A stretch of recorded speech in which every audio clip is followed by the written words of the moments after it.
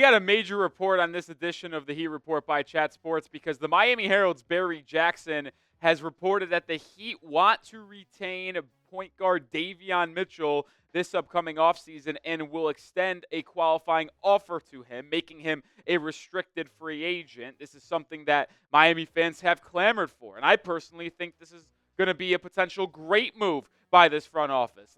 Listen, Mitchell has his limitations offensively. He's an undersized point guard, but ever since joining the Miami Heat, he has fit this system really, really well, been a pit bull type of defender off of the bench and as a starter, and he's having actually a career 27-game stretch here as a member of the Miami Heat in terms of his shooting splits. He's been absolutely terrific. And we'll break down what he's done for the Heat and what his contract could look like more here in just a second. But let me know your thoughts down in the comment section.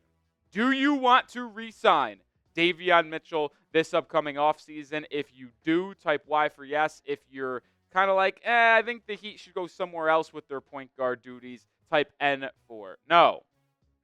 Let's look at what Davion Mitchell has done for the Miami Heat ever since joining this group. Remember, the Heat traded P.J. Tucker and a second-round pick at the NBA trade deadline to acquire Davion Mitchell. It was actually completely separate from the Jimmy Butler trade. So once that was finalized where they got Tucker, they shipped him out to Toronto. And in the 27 games with the Heat, Mitchell has played 32.2 minutes a night, so he's been a premier player for them. Even if he hasn't started every game, he plays starting-level minutes, and he's in career shooting splits. He's shooting nearly 50% from the field in a career high, although just 27 games, 45.3% from beyond the arc. I don't think you could have told any Miami Heat fan that he would be putting up those numbers on the stat sheet and offensively every night when the Heat traded for him. I wouldn't have believed you. I think he was a great player. He was a lottery pick coming out of Baylor after the 2021 college basketball season when we won a national championship. But you could never have fathomed him being this efficient, this productive on the offensive end of the floor because he simply has never done it in the past, and that's not been his calling card throughout his brief NBA career to this point. He has been everything the Miami Heat have wanted him to be and more, and maybe that doesn't mean he's a starting point guard for this team, but he could be a perfect backup point guard to someone you trade for in the offseason or draft if you get lucky in the NBA draft.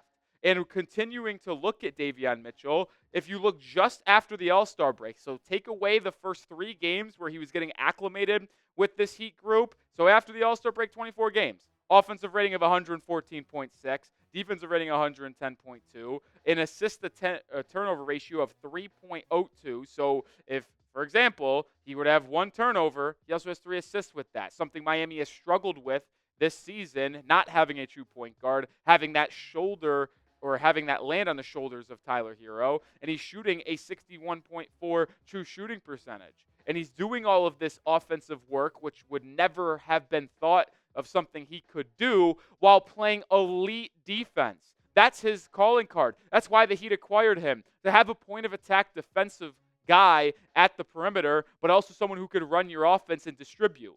And then you add in the fact he's averaging double-digit points per game, shooting 45% from 3. This is a high-level role player that the Miami Heat have on their hands.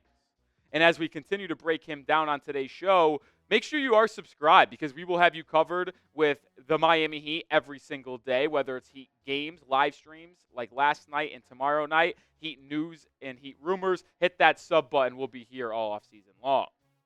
I mentioned the defense. He has held some premier players this season to off nights. And that's why they call him off night Davion Mitchell. In the 20 minutes he defended Tyrese Halliburton this year, 17 points, 31% shooting. Anthony Edwards for 15 minutes, 11 points, 30% shooting. Jaylen Brown, someone who he gives up about 4 or 5 inches in height terms defensively, 15 points, 35% shooting. Same thing could be said with the height with LaMelo and Cade Cunningham, yet they still turned the ball over 4 times and couldn't shoot better than 31.3% between the two of them. Listen, Davion Mitchell is fantastic defensively. He is.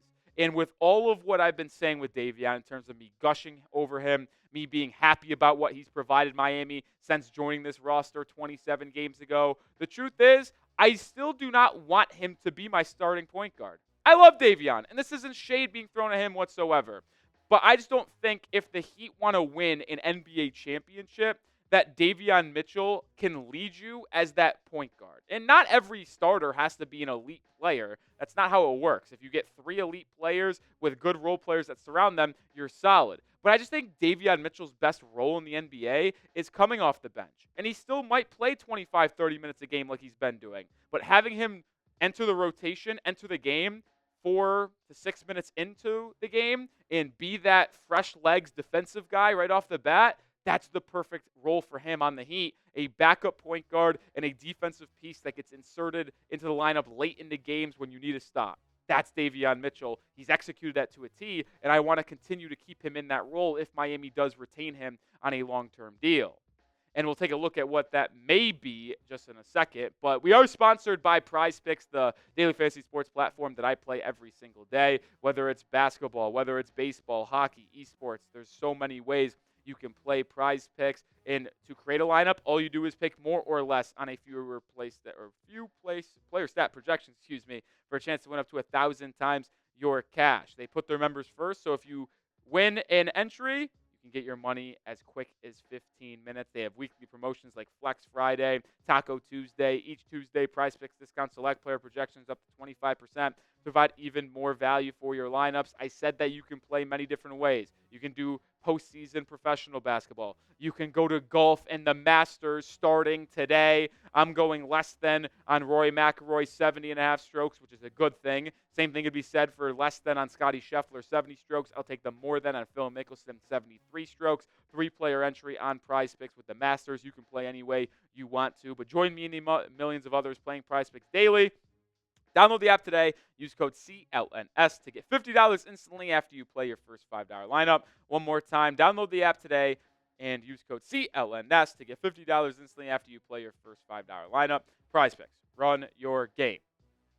All right, now let's take a look at what it would be to retain Davion Mitchell, because I mentioned off the bat that Barry Jackson reported that the Heat are likely going to extend the qualifying offer to Davion Mitchell. You may have seen a number floated around at $7.9 million. That is what it would be right now. But Davion Mitchell only needs to play 50 minutes in the final 3 regular season games, which I assume he will, to get the $8.74 million qualifying offer bumped to that threshold. So that's what it would likely be for him this offseason. And you might be wondering, what is the qualifying offer? Well, let me explain it to you. If the Heat extended that QO, 8.7 mil, to Davion Mitchell before free agency, it would allow the Heat to make him a full restricted free agent, which allows them to match any contract in NBA free agency. So, for example, if they give him that QO and a team like the Sacramento Kings, who drafted Davion Mitchell, wanted him back and signed him to a 3-year for $28 million deal, the Heat can say, well, I want Davion Mitchell back, and they can match that, and Mitchell ultimately becomes a Heat player with that 3-year, $28 million contract. Now, if no one signs him, the qualifying offer essentially becomes a 1-year deal, so it would be 1 year, $8.7 million for Davion Mitchell, and then he would become an unrestricted free agent next season, or the Heat could just extend them themselves. Now, you might ask, what is his contract range going to be in NBA free agency that Miami would ultimately have to match if they gave him that QO? Well, Spotrac's Keith Smith actually came up with a number for many of these restricted free agents, looking at past markets, past production, current production, the growing rate of the NBA market. And Spotrac projected Davion Mitchell to fetch somewhere between 4 years, $40 million this upcoming offseason. And when it comes to that deal, I think it's a fair one to match. Davion Mitchell as a potential restricted free agent this year for the Miami Heat, if they extend that qualifying offer, is someone I would love to retain. The 4-year, $40 million deal that is his projected contract from Spotrac, I would match it. He provides you elite defense at the point of attack, whether he's your starting point guard or backup point guard, even though I think he fits better as a backup. And with him shooting 49.5% from the field, 45% from 3 since joining the Heat and averaging 10 points per game, he is a no-brain re-sign for the Heat this offseason. Keep Davion Mitchell in Miami. I'm begging. And let me know your thoughts down in the matter. You clearly know mine. I want him to stay in this Heat system and Heat uniform. Assuming this is the contract he gets potentially from the Heat or someone else in free agency, would you do that deal for Davion Mitchell? 4 years, $40 million. Type S for sign, type P for pass. Let me know your thoughts down in the comments section. And I think this is a good time to wrap up this show by taking a peek ahead at what is ahead for the Heat in NBA free agency. With everything that is currently had on this roster, who is not on the roster, who is not, and who is.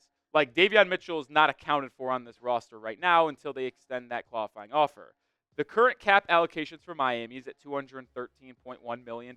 That is $58.5 million overall over the salary cap that the NBA has, which means the Heat could not offer a free agent a max contract this year. So if they want to do a max contract, they would have to do a sign and trade. Now, they do have good news. They are $14.9 million underneath the first apron this upcoming offseason, and they are $26.8 million underneath the second apron. We know Miami's fine going into the first apron, and they could do that if they wanted to re-sign their own guys. So if they go out and sign a free agent that is exterior, they can then go into the first apron with Davion because they have his bird rights.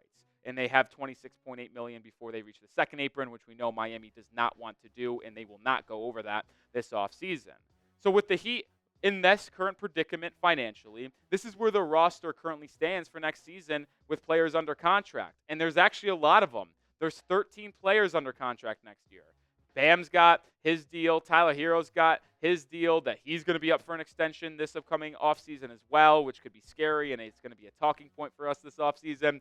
Wiggins has a couple years left. Terry Rozier is entering the final year of his contract. Duncan Robinson entering the final year of his contract. Kyle Anderson's got 2 more years left. Haywood's got 1 more year left. Ware and Larson still on rookie contracts. You got Kashad Johnson and Jaime Jaquez still here. Jovic is up for an extension as well. You have to make a decision with him. And then Kevin Love is also back on his final deal. So you have 13 players on the roster next season. But I don't want the Heat fans to be freaked out by this. I don't. I expect more flexibility because I know people could see, well, there's 13 players on the roster. How are we going to add any more? If you re-sign Davion Mitchell, that's 14.